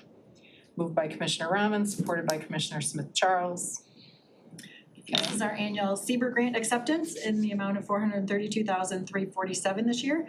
It continues 4 full-time lab analyst positions, along with some training costs for them. So concise. No questions? Let's prompt the vote. You have to sit here for 2 hours. Well, they're recurring, so I think Yes, most of I'm the a yes. questions. It just dropped. Yes. I'm sorry, if I could just ask. It'll help us to get through, because I remember being at the lab with their backlog of kits. This will help. That's the end goal, yes. Thank you. Madam Chair, you have 7 yeas, 0 nays. Okay. Motion carries. Next up, item 8E, interlocal agreement with Pontiac School District for 2023-2024 school resource officers, moved by Commissioner Powell, supported by I'll support. Commissioner Smith Charles. Safety first. This is a new agreement directly with Pontiac Schools for 2 school resource officers. This also uses the new rates established by the board back in July. And this is for Pontiac Public Schools. This is not the other school that we were talking about. Not Notre Dame. School resource officer. Notre Dame This is did not have. specifically Pontiac Public Schools. Yes. Have we had resource officers in there from the sheriff's office before? Yes. This is a continuation? Okay. And we had them when they was Pontiac Police. They've been there even when I was in school. Oh, really? Yeah. Not that They've you're that always been old, there. but you know, not that I'm saying We you're old. always had them and metal detectors. PPD. Always. Oh, you did? Yep. Okay. They're kind of ahead of their Yeah. time, huh? So we used to it out there. Charles? Yeah, I was just wondering, you might know better, are there charters in Pontiac? Are there charter schools in Pontiac? Mm-hmm. And I only ask that, Madam Chair, because I love to make sure people know there's the public school system, and then there's the PSA, the public school academies. So you guys won't be public school academy support. Of course, if there's some catastrophe, we would help as best we can, but you're specifically for Pontiac Public School District. No, don't be afraid. They did a private, I'm sorry. Commissioner. They did a private. So per contract, yes, it's only for the Pontiac School Districts. However, if any calls were to come from any other schools, they will call the station and the station will then summons for a team to go out, yeah. But they have contracted and the district is paying for them, yes. Okay, thank you. To clear that. Okay. Commissioner Cavell. But also just to clarify, if a charter school anywhere asks you for services and puts up the money and passes Right, the, they can do it. you will do that. Yes. And that's part of our deal. Yes. Because we already did this for a private school that costs $20,000 a year. Well, actually, if you're talking about Notre Dame, we did not go through with that contract. They actually ended up getting their own security team of what we had told them to kind of do in the beginning anyway. Well, you didn't hear, oh, Yeah, so they all did not that ever energy. sign that, am I correct? All Yeah, that we work. did all that, and then they came back and said, oh no, we're gonna start our own thing. What I had said, their commissioner said in the first place anyway, because things were kind of going, and the only reason why I suggested that at the time, because they were not in agreement with our timeline for us to make decisions. So if you all are so panicky about the situation, don't wait on us. Move for what y'all think is best to satisfy your parents. That's all I was saying. Okay. So, again, this is just for Pontiac Public Schools, yes. Okay. But I will say this though, I'm sorry, one more thing. OTEC, which is right next to the high school, they also, well, actually OTEC, we just approved theirs last finance, and they're gonna put officers in all their locations throughout Oakland County. So technically in that area, right by Notre Dame, they literally got 3 officers right in their backyard. I mean, literally, like, you can walk to Notre Dame from OTEC and the high school. So they're actually extra covered over there, like severely extra covered. Thank you. Okay. So. Commissioner Rahman? No, I was Or are we actually- still on Commissioner Cavell? Yeah, Okay. and so this is just a little statement because I've been thinking about this and I said this yesterday in public health, so hopefully I'll sound smarter today. But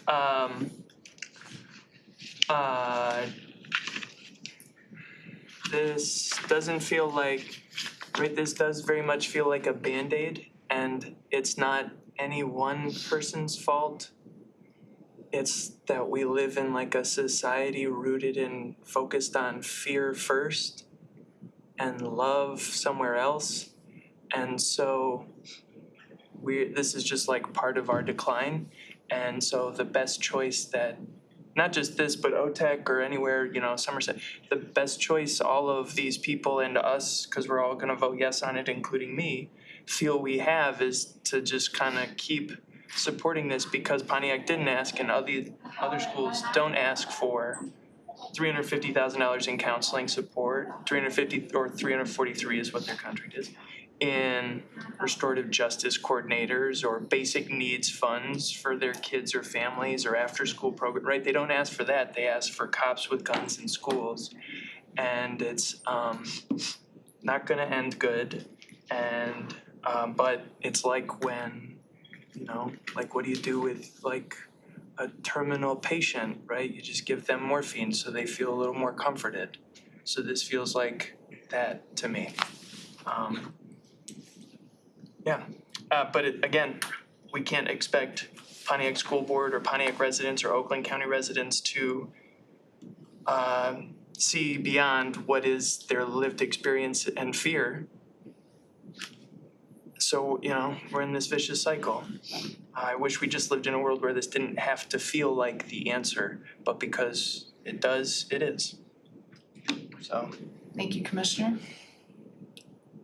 I am not a school resource officer fan, and I've made that clear from the get-go. I don't think they're all that effective. I don't think that they solve the problem like you're saying. You said it's a vicious circle. I see it more like a bell curve, because I think we're, throwing everything we can at school safety. I hope that someday we're gonna get guns out of the population to the level that they're at. I have a situation in my family right now where one of my adult children was on the phone with a friend in Seattle 5 days ago who was sitting there with a gun in his hand saying, I'm gonna kill myself. And my child called a friend who called a friend who called the cops in Seattle. And they went to the guy's house, and it turns out he had like hundreds of guns, which nobody knew, right? So here my son was trying to help him with a alcohol thing, go to a meeting or whatever, don't kill yourself. And it turns out, the police in Seattle realize this is a much bigger thing. Until we deal with that in our society, we're gonna be stuck locking the doors of every public building with 5 locks and, putting a police officer in everyone. I don't like it. I don't.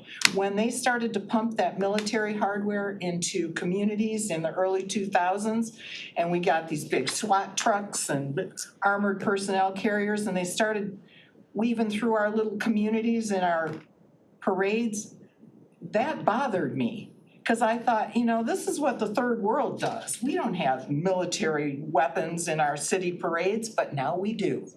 Because the gun problem in this country is so big that it's pervaded everything.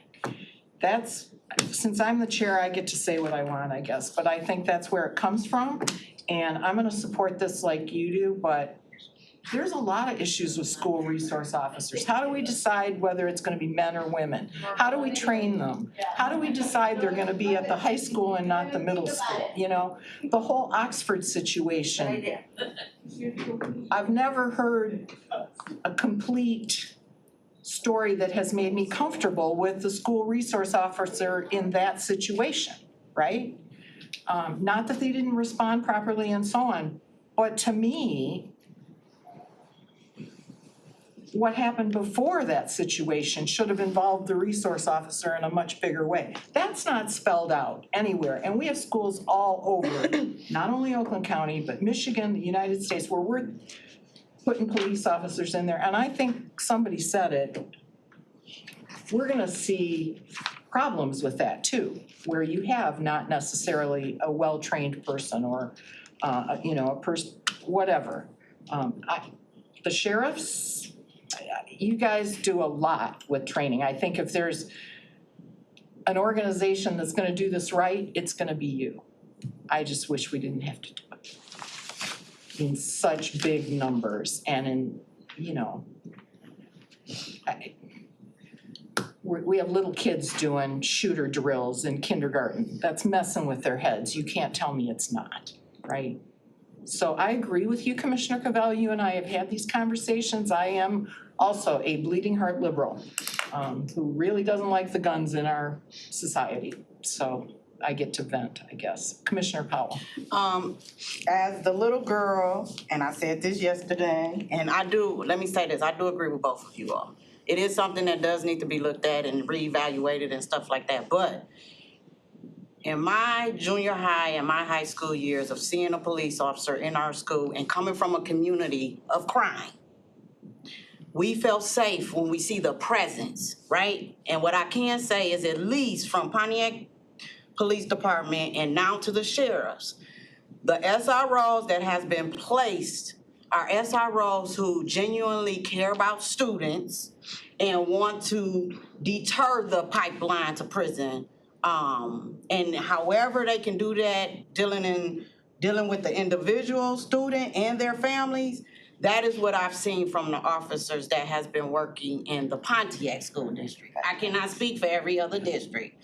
So what I will say is at least in that sense, we don't have just any officers in our school. We have some that have that compassion into dealing in that space. So I agree with y'all wholeheartedly and want to just say, I just thank God that we have not had one of those officers who are about that.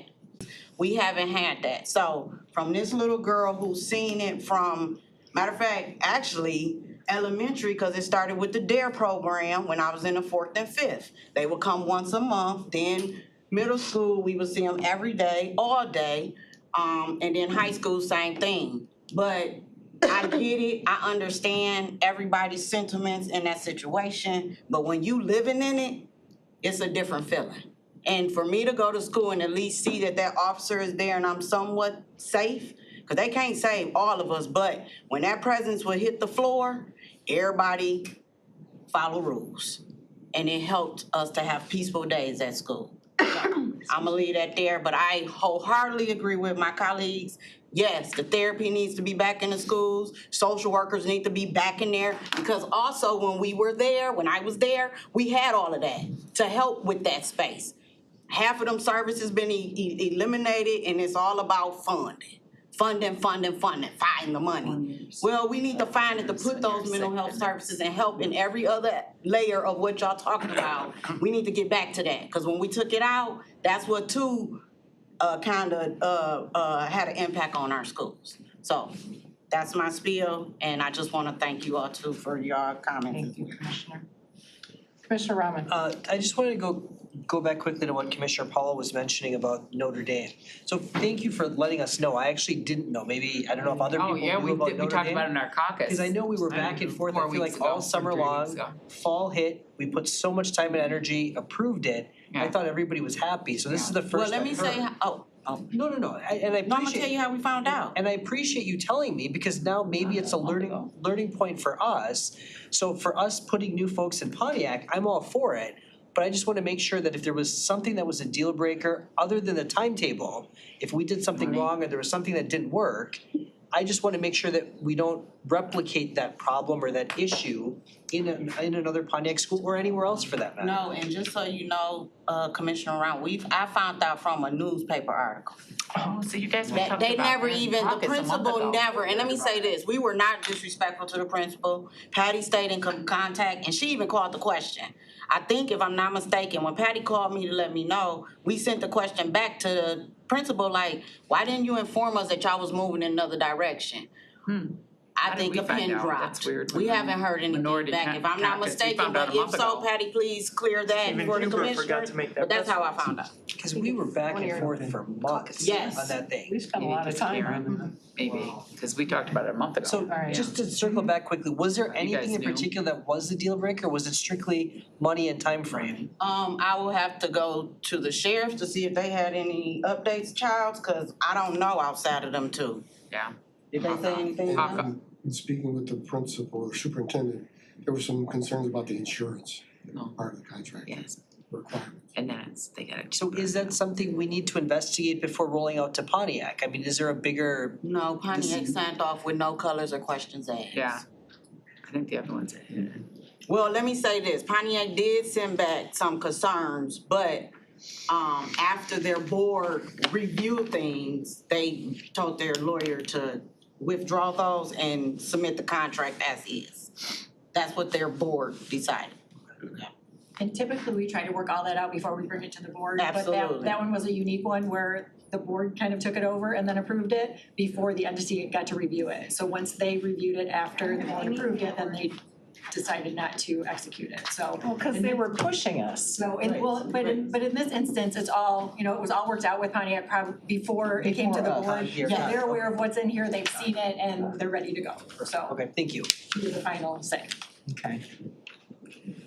Commissioner Cavell, real quick. The insurance, meaning, Because they've been here long. can you explain more about the insurance, like the premium they would have to pay or who's I paying? can't remember exactly what the language was, but it was about the insurance language in the contract and if they had to increase their amount or cover or something. Okay. So it was specific to that insurance language. Yeah. Okay, They were here. Okay, based on the Notre Let's Dame. prompt it. Yes. Okay, thank you.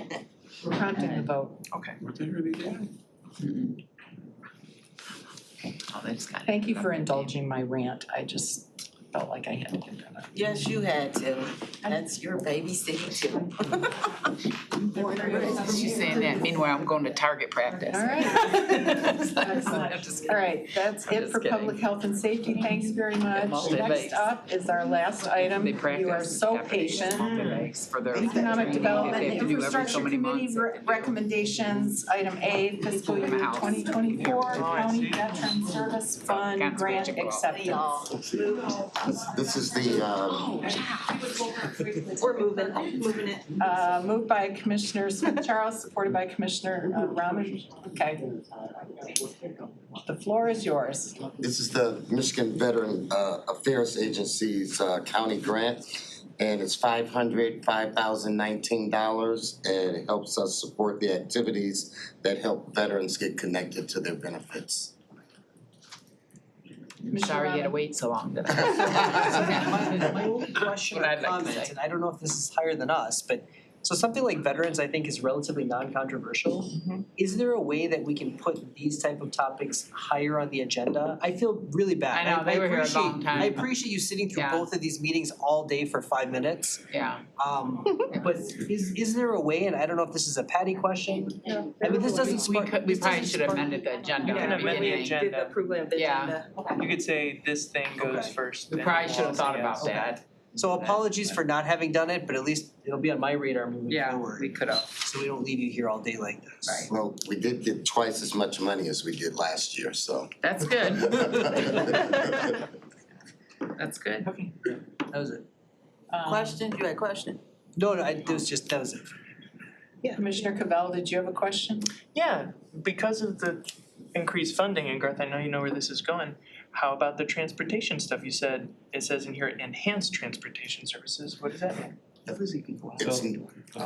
It's no longer just our office. They can go anywhere in Oakland County and also to medical appointments, grocery store, church, Nice. to the VA Fantastic. hospitals in Ann Arbor or Detroit. Cool. And we're gonna leverage the millage that was passed as far as transit, so last year we had to work with SMART and NODA and WODA to cover all areas of the county, and they charged us about $50 a ride each way, so this year they're talking about $3 a ride, so we'll be able to stretch that $70,000 a lot farther, and obviously the expansion of being able to not only use it to come to our offices, but to be able to go to medical appointments, grocery shopping, things like that is gonna expand that program. And if they actually go to the VA hospital and they have a disability, and then they're actually, you won't pay. Cool. They'll pick up the cost for that. Awesome. Thank you. Way to go. Commissioner Powell. Okay, so you are answered, so with the transportation company, is that something like we have our transporters in-house we hire to send, or we contract with a company that offers the transportation? They're contracting with all the different companies, so Smart, Got NODA, it. WODA. Okay, and then, when the Veterans Service officers, when they set up, do they ever go out into the districts and schedule meetings in time for people to meet them? Or is it that all of the clients is to just come to us at 1200 or our offices? We do outreach, when we're offered space on a consistent basis, so we do go to CARES of Farmington Hills.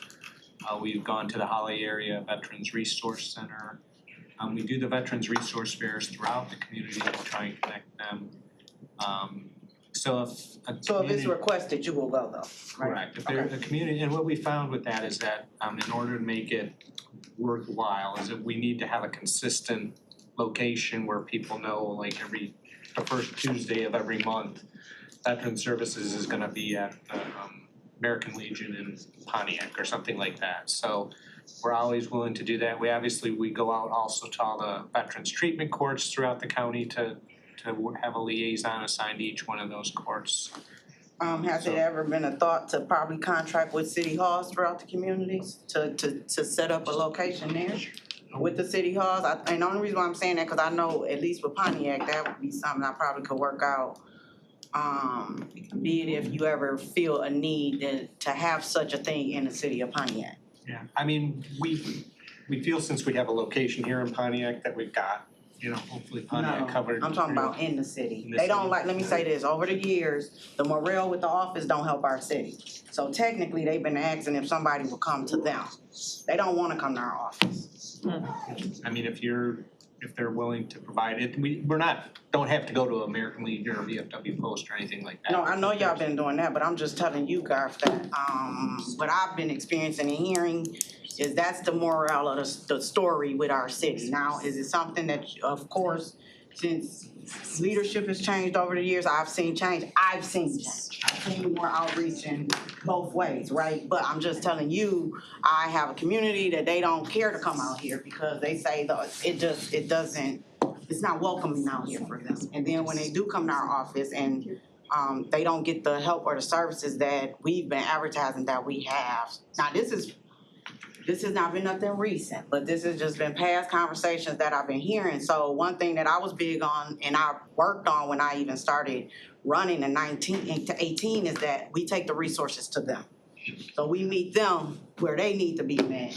And that's how we can kind of bridge that gap because that has been the relationship with the city of Pontiac for a very long time. Now, surpassed since the 19th, have we been working to fix that? Absolutely. Are we doing better? Absolutely. But I'm just letting you know what's the still things that I'm hearing as far as with the Veterans Department.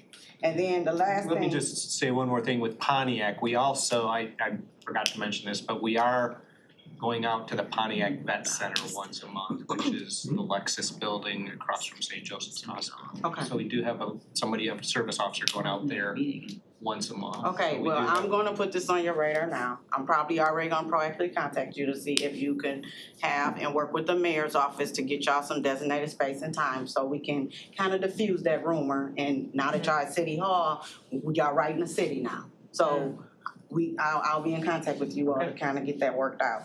And then for this grant, I seen that it said the project director was Tyrone, but you're the director of the department, so are you the one that oversees everything of this, or is it Tyrone? Tyrone is gonna be administering the grant, Administration, so okay. he's the grant manager. I'm still the division manager for the County Veteran Services. All right, I just want to understand. And I'll Thank give you my personal opinion on your last one.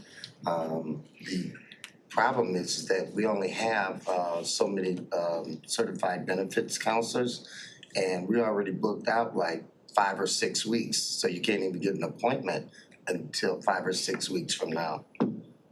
To come see you all? Yep, So we need to work on getting y'all some more people, huh? correct. We just got our 2023 numbers and as far as the number of claims filed, we're between 2021 and 2023, we've increased 44%. So we went from about 2,100 to 3,000. So Still kind of mad about we've seen a substantial increase in our workload. Some of that is related to recent legislation, the PACT Act, which expanded burn pit service-connected disabilities. So our younger veterans who served in Iraq or Afghanistan were exposed to burn pits and as a result have a lot of respiratory and other medical issues, and now we're filing claims for those kind of conditions. So we have seen our workload increase, and we're doing our best to try and make sure that we get people in as quickly as possible, but the times, I try to limit it to at least to no more than 2 weeks. Sometimes we do go beyond that, and that is a concern, but. Okay, well, let me just say this then, let us know where you need help. Cause I would love to see us do a lot of more outreach. You all are doing a fantastic job, I'm not gonna take away from, but if we can always help our departments too, we just need to know that. And I would love to see what that looks like for you, as far as needing additional officers to help in that capacity space. Are we in all agreeable with that? Yeah, see?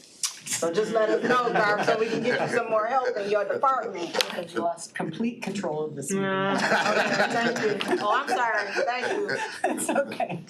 I got really intense, and I'm done. That was all my questions, thank Bill, you. that's mean, I would agree to that, he said. All right. Let's prompt the vote if nobody's got anything else. Just have to make sure Charlie does.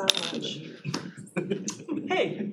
And I'm gonna Reel them in, reel them I'm in. sure you have 7 yeas, 0 nays. Reel them all in, Gwen, reel them in. Motion carries. All right, next, thank you very much for coming, and thanks for your patience. We're always really happy. Oh, my God. Thank you, thank you, have a good rest of your day. I just had to put it on record, and we're gonna work it out, okay? Thank you. Last item is public comment. Is there anybody from the public who cares to address this meeting at this time? Barbara, You're sit funny, down. you're funny. Sit there. Seeing no one besides Barbara who can't come up and speak, I will call public comment closed, and if there's no other business to come before the board, we will adjourn. Thanks, everybody. Sorry.